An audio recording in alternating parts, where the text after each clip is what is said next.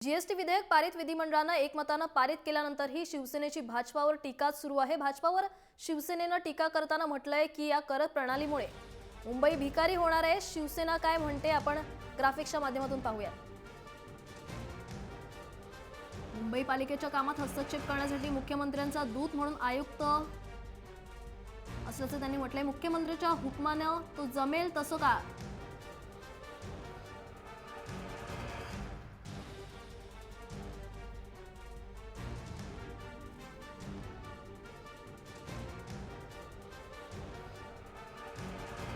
ही अंधश्रद्धा म्हणा की भुताटकी जीएसटीच्या बाबतीत आहे त्यावर काय तोडगा काढणार असा सवाल जो आहे तो विचारण्यात आलाय। जीएसटी म्हणजे मुंबईत विकलांग भिकारी करून